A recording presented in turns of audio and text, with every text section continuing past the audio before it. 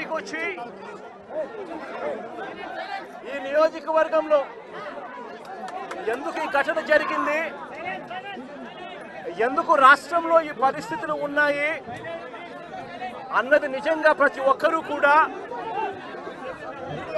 వాళ్ళ గుండెల మీద చేతులు వేసుకొని ఆలోచన చేయాల్సిన అవసరం ఎంతైనా ఉంది. ఎందుకంటే ఈరోజు నా పక్కనే లింగమయ్య అన్న భార్య ఉంది. తన భర్తను కోల్పోయి తన ఏం చేయాలో అర్థం కాని పరిస్థితిలో ఈరోజు లింగమయ్య అన్న భార్య నా పక్కన నిల్చొని ఉంది. అసలు ఈ ఘటన ఎందుకు జరిగింది, రాష్ట్రంలో ఉన్న పరిస్థితులు ఏమిటి, రాష్ట్రంలో ఇదే మాదిరిగా కొనసాగుతే పరిస్థితులు రాష్ట్రం పూర్వపు రోజుల్లో బీహారు గురించి మాట్లాడుకునే వాళ్ళం. ఈ రోజు ఉన్న రాష్ట్రంలో ఉన్న పరిస్థితులు చూస్తే ఈ బీహారు ఇటువంటి రాష్ట్రాలన్నీ ఎక్కడికో పోవాలి. ఆంధ్ర రాష్ట్రం పరువును దేశంలో కన్నా కూడా రోడ్డును పడేసిన పరిస్థితులు ఈ రాష్ట్రంలో ఈ రోజు చంద్రబాబు నాయుడు గారి పరిపాలనలో కనిపిస్తా ఉన్నాయి.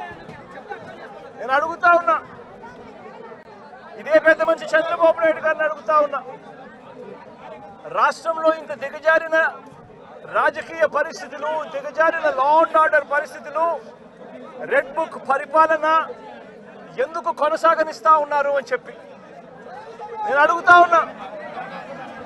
ఇదే రాష్ట్రంలో మొన్నటికి మొన్న 57 చోట్ల ఎన్నికలు జరిగాయి.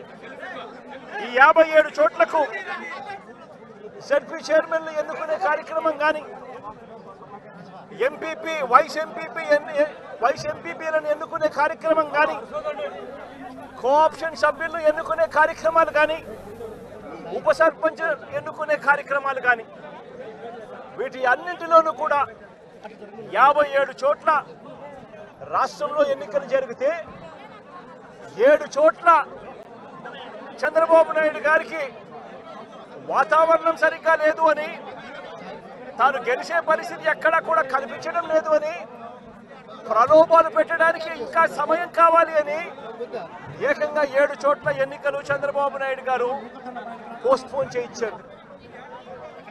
మరో 50 చోట్ల ఎన్నికలు అనివార్య పరిస్థితుల్లో, ఇక జరగక తప్పని పరిస్థితిలో, అంటే చంద్రబాబు నాయుడు గారు ఎంత భయపెట్టినా ఎంత ప్రలోభాలు పెట్టినా కూడా ఎవరు కూడా లొంగని పరిస్థితి కనిపించిన నేపథ్యంలో ఎన్నికలు జరపక తప్పని పరిస్థితిలో జరపాల్సి వచ్చింది. నేను అడుగుతా ఉన్నా, ఈ 50 చోట్ల ఎన్నికలు జరిగితే ఏకంగా 39 చోట్ల వైఎస్ఆర్సీపీ గెలిచింది. నేను అడుగుతా ఉన్నా ఇదే పెద్ద మనిషి చంద్రబాబు నాయుడు గారిని, ఈ 57 చోట్లైనా కూడా చంద్రబాబు నాయుడు గారికి బలం లేదు. గెలిచిన వాళ్ళంతా వైఎస్ఆర్సీపీ సభ్యులు, వైఎస్ఆర్సీపీ బీఫామ్ మీద గెలిచిన సభ్యులు, వైఎస్ఆర్సీపీ టికెట్ మీద గెలిచిన సభ్యులు, వైఎస్ఆర్సీపీ ఫ్యాన్ గుర్తు మీద గెలిచిన సభ్యులు. మరి ఇలాంటి చోట చంద్రబాబు నాయుడు గారికి బలం లేదని తెలిసి ఎందుకు చంద్రబాబు నాయుడు గారు హింసను ప్రోత్సహిస్తూ, ప్రలోభాలను ప్రోత్సహిస్తూ, భయపెట్టిస్తూ, పోలీసులను తన దగ్గర పనిచేసే వాచ్మెన్ల కన్నా హీనంగా కూడా వాడుకుంటూ ఎందుకు చంద్రబాబు నాయుడు గారు ఇంత దిగజారిన రాజకీయాలు ఎందుకు చేస్తా ఉన్నారు చంద్రబాబు నాయుడు గారిని అడుగుతా ఉన్నా. ముఖ్యమంత్రి స్థానంలో ఉన్న వ్యక్తి ఏమవుతుందండి ఒక చోట ఎంపీపీ పదవి పోతే, ఏమవుతుందండి ఒక చోట జడ్పీ చైర్మన్ పదవి పోతే, ఏమవుతుందండి ఒక చోట ఉప సర్పంచ్ పదవి పోతే. నేను అడుగుతా ఉన్నా ఇదే పెద్ద మనిషి చంద్రబాబు నాయుడు గారి, ముఖ్యమంత్రి కాబట్టి, అధికారంలో ఆయన ఉన్నాడు కాబట్టి, రాష్ట్రంలో ఏ పదవైనా కూడా తనకు బలం లేకపోయినా కూడా, తనకు సంఖ్యాబలం లేకపోయినా కూడా, తాను ముఖ్యమంత్రి అన్న అహంకారంతో ఏ పదవైనా కూడా నాకే కావాలి, ఏ పదవైనా కూడా నేను దౌర్జన్యం చేస్తాను అని చెప్పి లా అండ్ ఆర్డర్ను పూర్తిగా నాశనం చేసిన పరిస్థితుల మధ్య ఈరోజు రాష్ట్రంలో పరిపాలన సాగుతూ ఉంది. ఇదే పెద్ద మనిషి చంద్రబాబు నాయుడు గారిని అడుగుతా ఉన్నా, ఇదే రామగిరిలో ఇదే మండలంలో ఎంపీపీ ఎన్నికకు సంబంధించి ఎంపీపీ ఎన్నికకు సంబంధించి నోటిఫికేషన్ ఇచ్చారు. 10 మంది ఎంపీటీసీ సభ్యులకు గాను ఇక్కడ వైఎస్ఆర్సీపీ 9 సభ్యులు 9 మందిని గెలిచింది. 9 ఎంపీటీసీలు వైఎస్ఆర్సీపీ అయితే కేవలం ఒకే ఒక్క చోట తెలుగుదేశం పార్టీ గెలిచిన పరిస్థితులు. మరి నేను అడుగుతా ఉన్నా, మరి ఇక్కడ ఎంపీపీ స్థానానికి ఎన్నిక నోటిఫికేషన్ జారీ అయితే 9 సభ్యులున్న వైఎస్ఆర్సీపీకి రావాలన్నా, ఒకే ఒక్క సభ్యుడు గెలిచిన తెలుగుదేశం పార్టీకి రావాలన్నా? మరి ఎందుకు చంద్రబాబు నాయుడు గారు ఈ మాదిరిగా ప్రతి చోట కూడా వాళ్ళ ఎమ్మెల్యేలను రెచ్చగొడతా ఉన్నారు, ప్రతి చోట కూడా అప్పుడు స్థానిక ప్రజాప్రతినిధులను రెచ్చగొడతా ఉన్నాడు, పోలీసులను దుర్వినియోగం చేస్తూ ఉన్నారు. చేసి చివరికి ఏం జరిగింది? ఇక్కడ 9 మంది ఇక్కడ వైఎస్ఆర్సీపీకి సంబంధించిన సభ్యులు ఉంటే చంద్రబాబు నాయుడు గారు ప్రలోభాలు పెట్టే కార్యక్రమం, చంద్రబాబు నాయుడు గారు భయపెట్టే కార్యక్రమాలు జరుగుతూ ఉన్న నేపథ్యంలో వీళ్ళంతా కూడా కోర్టుకు వెళ్ళి కోర్టుల నుంచి వీళ్ళంతా కూడా మాకు ప్రాణహాని ఉంది, ఎంపీపీ ఎలక్షన్లలో మేము పార్టిసిపేట్ చేయాలి అని అంటే మాకు ఇబ్బందికర పరిస్థితులు ఉన్నాయి అని చెప్తే కోర్టు అక్షింతలు వేసి పోలీస్ ప్రొటెక్షన్తో ఈ ఎన్నిక జరిపించండి అని చెప్పి కోర్టు ఆదేశాలు ఇస్తే, కోర్టు ఆదేశాలతో 8 మంది కోర్టు ఆదేశాలతో ఎంపీటీసీలను తీసుకొని వస్తూ ఉంటే మధ్యలో పోలీసులు ప్రొటెక్షన్ తీసుకొని పోలీస్ ప్రొటెక్షన్తో వీళ్ళంతా కూడా ఇక్కడికి వచ్చి ఓటు వేయాల్సిన పరిస్థితుల్లో పోలీసులు ఏం చేశారు? తీసుకొని వచ్చి వీళ్ళందరినీ కూడా మధ్యలో రామగిరి ఎస్ఐ సుధాకర్, ఈ రామగిరి ఎస్ఐ మధ్యలో ఈ సుధాకర్ అనేవాడు వీళ్ళ కాన్వాయ్లోకి ఎక్కి ఈ ప్రయాణం చేస్తా ఉన్న ఎంపీటీసీ సభ్యులందరితో కూడా వీళ్ళందరితో కూడా వీడియో కాల్ ఆయన ఫోన్ నుంచి సాక్షాత్తు ఇక్కడ ఎమ్మెల్యే కొడుకు వీళ్ళతో వీడియో కాల్ చేయిస్తాడు, మాట్లాడిస్తాడు. చేసేటప్పుడు భారతమ్మ అని చెప్పి ఒక ఎంపీటీసీ సభ్యురాలు ఉంటే ఆ ఎంపీటీసీ సభ్యురాలకు సంబంధించిన అమ్మా నాన్న వాళ్ళిద్దరిని వాళ్ళ దగ్గర పెట్టుకొని ఆ వీడియో కాల్లో వాళ్ళ అమ్మా నాన్నను కూడా చూపించి, నువ్వు కనుక ఓటు వేయకపోతే మీ అమ్మా నాన్న వాళ్ళు ఇంటికి కూడా రారు అని చెప్పి వీడియో కాల్లో ఏకంగా బెదిరించే కార్యక్రమం జరిగింది. ఆ పాప కన్నీరు మున్నీరు ఏడుస్తూ బాధపడుతూ ప్రకాశం చెప్పిన పరిస్థితులు. ఇలాంటి పరిస్థితిలో ఒక ఎస్ఐగా ఉన్న వ్యక్తి తాను చేసిన పని ఏమిటి? తాను వెళ్ళి కాన్వాయ్లోకి తాను సెలవు మీద ఉన్నాడట ఎస్ఐ, తాను మామూలుగా పోకూడదట.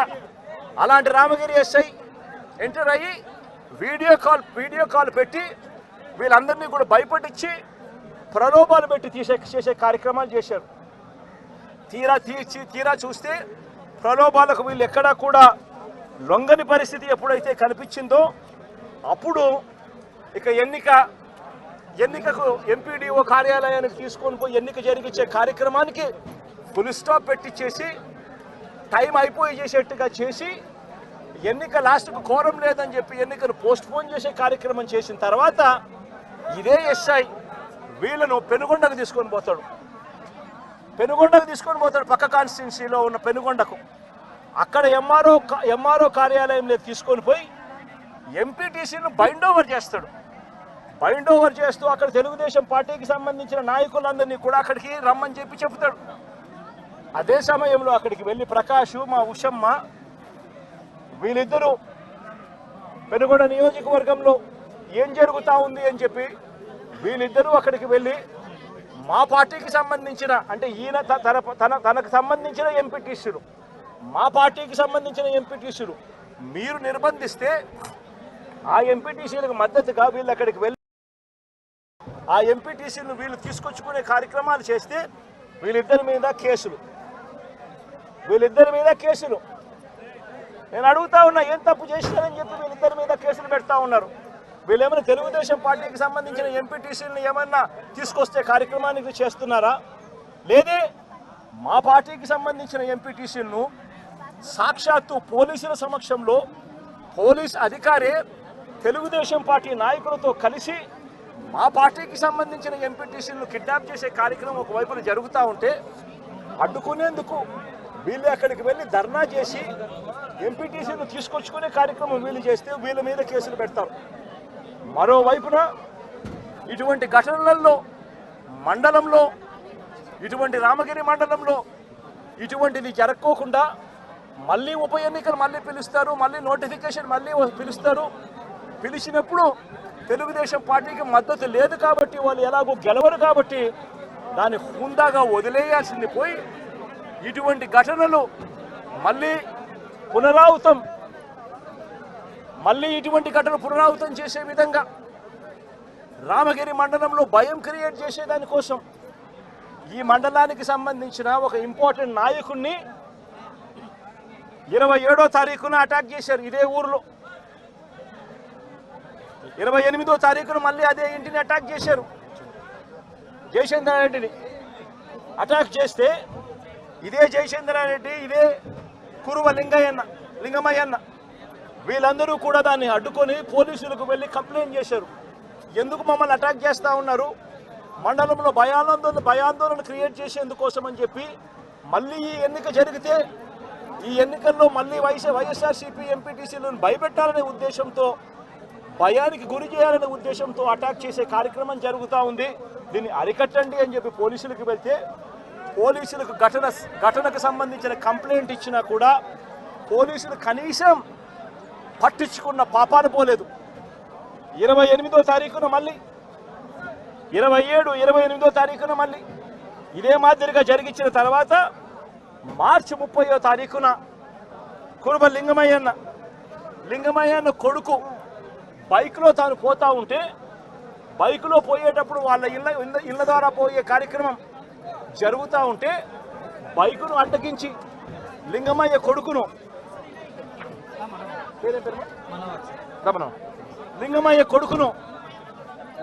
కొడుకును అటాక్ చేస్తారు. అటాక్ చేస్తే లింగమయ్య కొడుకు మనోహర్ అటాక్ చేస్తే ఫోన్లో నాన్న నన్ను కొడతా ఉన్నారు, నన్ను అటాక్ చేసినారు, నన్ను కొడతా ఉన్నారు అని చెప్పి వాళ్ళ నాన్నతో తను మాట్లాడితే నువ్వు ఫోన్ చేసి మళ్ళీ మీ నాయనకు చెప్తావా అని చెప్పి మళ్ళా వీళ్ళింటికి ఇక్కడ నుంచి 20 మంది బేస్బాల్ బ్యాట్ కూడా తీసుకొని పోయి బేస్బాల్ బ్యాటు, కట్టెలు, రాళ్ళు, మచ్చుకొత్తి కూడా తీసుకొని మీద 20 మందితో ఇళ్ళ కాడికి పోయినారు. ఇంటికాడికి పోయి లింగమయ్యన్నను బేస్బాల్ కట్టెతో నెత్తి మీద కొడితే బేస్బాల్ కట్ట విరిగి ఏకంగా ఆ మనిషి చనిపోవడం జరిగింది. నేను అడుగుతా ఉన్నా ఇదే రకమైన పాలనకు సంబంధించి నేను క్వశ్చన్స్ అడుగుతా ఉన్నా. చంద్రబాబు నాయుడు గారిని అడుగుతా ఉన్నా, పోలీసులను అడుగుతా ఉన్నా, అయ్యా మీరు చేసేది న్యాయంగా ఉందా, మీరు చేసేది ధర్మంగా ఉందా అని చెప్పి నేను అడుగుతా ఉన్నా. మీరు చేస్తూ ఉన్న ఈ రాంగ్ ప్రెసిడెంట్ వల్ల రాష్ట్రం ఈరోజు బీహార్ కన్నా నాశనమైన పరిస్థితుల్లో ఈరోజు తయారవుతా ఉంది రాష్ట్రం. ప్రతి చర్య మనం చేసేది డెమోక్రసీలో సిగ్గుతో తలంచుకునే కార్యక్రమానికి మీరంతా కూడా సిగ్గు లేకుండా చేస్తూ ఉన్నారు. ఇదే లింగమైన అడుగుతా ఉన్నా, వీళ్ళల్లో కొట్టిన పోలీసులు కేసులు పెడతా ఉన్నారు. వీళ్ళ దగ్గరికి వచ్చి 20 మంది వీళ్ళని అటాక్ చేస్తే కేసులు పెట్టింది ఎంతమంది మీద? కేవలం 2 మీద మాత్రమే కేసులు పెట్టారు. ఇదే దాంట్లో క్రియాశీలకంగా వ్యవహరించిన రమేష్ నాయుడు మీద ఎందుకు కేసు పెట్టలేదు, మిగిలిన వాళ్ళందరినీ కేసులోకి ఎందుకు తీసుకొని రావడం లేదు అని చెప్పి ఇదే పోలీసులను, ఇదే చంద్రబాబు నాయుడు గారిని అడుగుతా ఉన్నా. ఇదే గ్రామంలో ఇదే తెలుగుదేశం పార్టీకి సంబంధించిన ఎమ్మెల్యే బంధువులు, వీళ్ళంతా బంధువులను తెలిసినా కూడా రెచ్చగొట్టే కార్యక్రమం సాక్షాత్తు ఈ ఎమ్మెల్యే కొడుకు ఇక్కడికి వచ్చి ఈ గ్రామంలో 27వ తారీఖు ఆయనే వచ్చి రెచ్చగొట్టే కార్యక్రమం చేసిపోయినా కూడా ఆయన మీద కూడా కేసు ఎందుకు పెట్టడం లేదు అని అడుగుతా ఉన్నా. వాళ్ళందరినీ కూడా తప్పించే కార్యక్రమం చేస్తూ ఉన్నారు. తూతూ మంత్రంగా ఇద్దరి మీద మాత్రమే కేసు పెట్టారు. కానీ ఈ హత్యను ప్రోత్సహించిన ఎమ్మెల్యేను కానీ ఎమ్మెల్యే కుమారుడు కానీ వారి మీద మాత్రం ఎటువంటి చర్యలు కూడా తీసుకోలేదు. కంప్లైంట్ చేసినా కూడా 27వ తారీఖున 28వ తారీఖున మా ఇళ్ల మీద దాడి జరుగుతూ ఉంది, మాకు పోలీస్ ప్రొటెక్షన్ ఇవ్వండి అని చెప్పి కంప్లైంట్ చేసినా కూడా పోలీసులు ఎందుకు పట్టించుకోలేదు అని చెప్పి చంద్రబాబు నాయుడు గారిని అడుగుతా ఉన్నా, పోలీసులను కూడా అడుగుతా ఉన్నా. ఇదే ఎస్ఐ సుధాకర్ అనేవాడు వీడియో కాల్స్తో ప్రతి ఎంపీటీసీలని కూడా తానే ప్రలోభాలు పెడుతూ తన ఫోన్లో నుంచి వీడియో కాల్స్తో వాళ్ళతో ఫోన్లో మాట్లాడించి తానే క్రియాశీలకంగా ఇదే రామగిరి మండలానికి సంబంధించిన ఎస్ఐ కేసు పెట్టినా కూడా యాక్షన్ తీసుకోకుండా తానే ఇవన్నీ చేస్తూ ఉంటే ఎందుకు ఆ ఎస్ఐ మీద యాక్షన్ తీసుకోవడం లేదు, ఎందుకు ఆ ఎస్ఐ ఫోన్ రికార్డ్స్ను ఎందుకు పరిగణలోకి తీసుకోవడం లేదు అని చెప్పి కూడా గట్టిగా అడుగుతా ఉన్నా. ఇదే లింగమయ్యతో పాటు కొడుకు శ్రీనివాస్పై కూడా దాడి చేశారు. కానీ ఆశ్చర్యం ఏమిటంటే లింగమయ్య కొడుకు నుంచి కాకుండా వాళ్ళు కంప్లైంట్ రాసుకునేది ఎవరితో తెలుసా? వాళ్ళంతకు వాళ్ళే ఒక పేపర్ మీద రాసుకొని వచ్చి పోలీసులు చదువు రాదని చెప్పి లింగమయ్య భార్యతో ఏలుముద్ర బలవంతంగా చేయించుకున్నారు. ఇది న్యాయమేనా అని అడుగుతా ఉన్నా. లింగమయ్య భార్య చదువు రాదని కొడుకు పక్కనున్నాడు, దాడిలో ఆయన కూడా గాయపడ్డాడు, చదువుకున్నాడు, కానీ ఆయనతో స్టేట్మెంట్ తీసుకోరు. స్టేట్మెంట్ తీసుకునేది పోలీసులే రాస్తారు. లింగమయ్య భార్యతో ఏలుముద్ర తీసుకుంటాడు. ఎందుకు ఆయన చదువు రాదు, భయపడిచ్చి పెట్టకపోతే సంతకం ఏలుముద్ర వేయకపోతే ఏమన్నారమ్మా, సంతకం పెట్టాలి. ఎట్టి పరిస్థితుల్లో పెట్టకుండా పోతే ప్రసక్తే లేదు, ఖచ్చితంగా పెట్టాలని చెప్పి ఆమెతో ఏలుముద్ర తీసుకుంటారు. వీళ్ళు ఏం రాసుకున్నారో ఆమెకు తెలీదు, ఏం స్టేట్మెంటు ఉందో దాంట్లో తెలీదు, ఎవడు చెప్పడు. కానీ కొడుకు ఇచ్చే స్టేట్మెంట్ మాత్రం తీసుకునే కార్యక్రమం మాత్రం చేయరు. ఇదే లింగమయ్యను చంపాలనే ఉద్దేశంతో బేస్బాల్ బ్యాటుతో మరి ఇక్కడికి వచ్చి బేస్బాల్ బ్యాటుతో తల మీద కొట్టి చంపిన నేపథ్యంలో ఎక్కడ కూడా పోలీసులు నమోదు చేసిన కేసుల్లో ఎక్కడా కూడా బేస్బాల్ బ్యాట్ ఉందని, బేస్బాల్ బ్యాట్తో కొట్టారని చెప్పి ఎక్కడే రాయరు. ఏంది చిన్న కర్రలతో గొడవ జరిగిందని, ఆ దొమ్మిలో ఏదో జరిగిపోయిందని వక్రీకరించే ప్రయత్నమే జరుగుతూ ఉంది. ఇక్కడ ఆశ్చర్యకరమైన విషయం ఏమిటంటే పోలీసులు విచారించిన 8 మందిలో 5 మంది మాత్రమే లింగమయ్య కుటుంబకులు. మిగిలిన 3 పోలీసులు సాక్షులుగా చేర్చిన మిగిలిన 3 తెలుగుదేశం పార్టీకి సంబంధించిన నిందితులకు సంబంధించిన సన్నిహితులను సాక్షులుగా మరో 3 పోలీసులే చేర్చడం అన్నది నిజంగా లా అండ్ ఆర్డర్ అన్నది ఏ స్థాయిలోకి దిగజారిపోయింది, పోలీసు అనే వ్యవస్థ ఏ స్థాయిలోకి దిగజారిపోయింది అని చెప్పడానికి నిజంగా ఇంతకన్నా వేరే ఉదాహరణ కూడా అవసరంలా. అంటే వీళ్ళే మనుషులను తప్పించేదానికోసం సాక్షులను కూడా వీళ్ళకు కావలసిన సాక్షులను మాత్రమే వీళ్ళు ఇప్పుడే యాడ్ చేసుకొని దానికి మళ్ళా లింగమయ్య అన్న భార్యతో ఏలుముద్ర చేయించుకొని వీళ్ళంతకు వీళ్ళే కేసును బిల్డప్ చేస్తూ ఉన్నారు అని అంటే ఇంతకన్నా దారుణమైన పోలీసు వ్యవస్థ ప్రపంచ చరిత్రలో ఎక్కడైనా ఉంటుందా అని అడుగుతా ఉండ.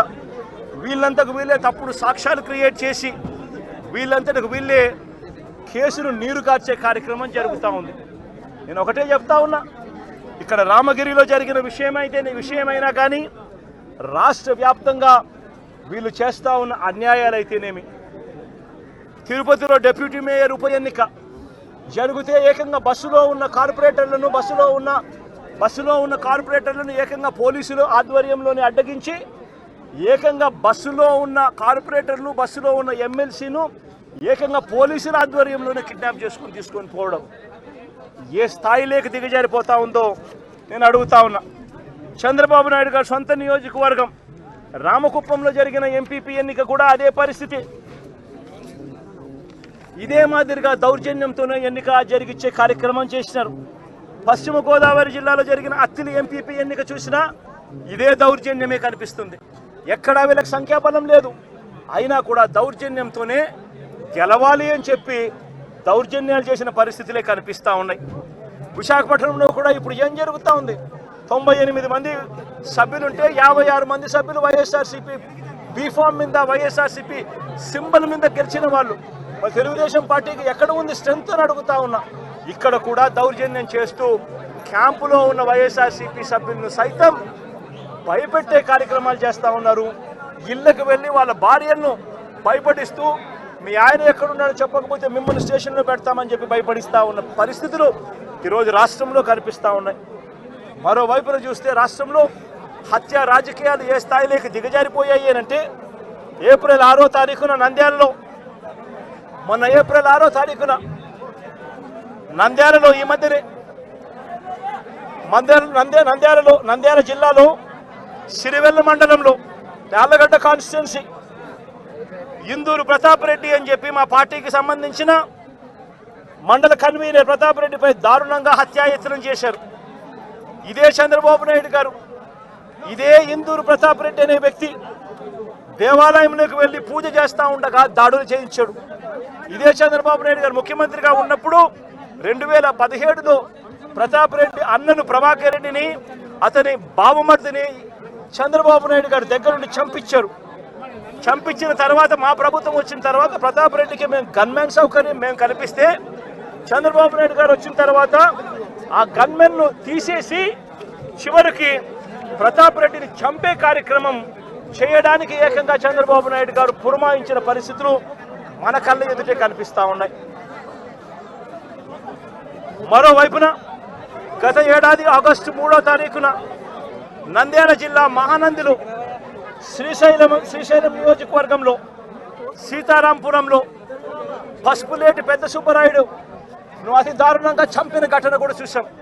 ఆ సుబ్బరాయుడు గారిని చంపినప్పుడు, సుబ్బరాయుడు నన్ను చంపినప్పుడు నేను కూడా ఆ ఊరికి వెళ్ళి తనను పరామర్శించి ఎంత దారుణంగా చంపారు, జరిగినది ఎంత అన్యాయమో అని చెప్పి కూడా ప్రశ్నించడం జరిగింది. ఆ ఊరు నుంచి కరెక్ట్గా 10-15 నిమిషాల్లోనే జిల్లా హెడ్ క్వార్టర్స్, అక్కడే ఎస్పీ ఉంటాడు. అయినా దగ్గరుండి హత్య చేయించడం జరిగింది. అదే గ్రామంలో వైఎస్ఆర్సీపీకి సంబంధించిన బీసీ నాయకుడు సుబ్బరాయుడును చంపించే కార్యక్రమం. ఆశ్చర్యం ఏమిటంటే సుబ్బరాయుడు కుటుంబ సభ్యులు పోలీసులకు ఫోన్ చేసి 2-3 గంటల కిందట కూడా ఫోన్ చేసి ఊరిలో ఘటన జరగబోతా ఉంది, బయట నుంచి వ్యక్తులందరూ కూడా మోహరించినారు అని చెప్పినా కూడా కనీసం వచ్చి కాపాడే ప్రయత్నం కూడా జరగల. గత ఏడాది జూలై 23వ తారీఖున పల్నాడు జిల్లా పెదకూరుపాడులో కొసూరులో వైఎస్ఆర్సీపీ నాయకుడు ఈద సాంబిరెడ్డిని కూడా ఇనుప రాడ్లతో దారి కాచి రోడ్డులో కారు ఆపి కొట్టి చనిపోయాడని చెప్పి వదిలేసి వెళ్ళిపోయిన ఘటన. చివరకు తను హాస్పిటల్లో చేరడం, బ్రతకడం, ఈ రోజు కూడా తనకు 2 కాళ్ళు 2 చేతులు కూడా ఈ రోజుకి కూడా ఆపరేషన్ మీద ఆపరేషన్ చేసి అవి బతికించే కార్యక్రమాలు చేసే కార్యక్రమాలు ఈ రోజు కూడా జరుగుతూ ఉంది. పల్నాడు జిల్లా వినుకొండలో గత ఏడాది జూలై 17వ తారీఖున వైఎస్ఆర్సీపీకి చెందిన రషీద్ అనే యువకుడిని దారుణంగా నరికి చంపిన పరిస్థితులు మన కళ్ళ ఎదుటే కూడా కనిపించాయి.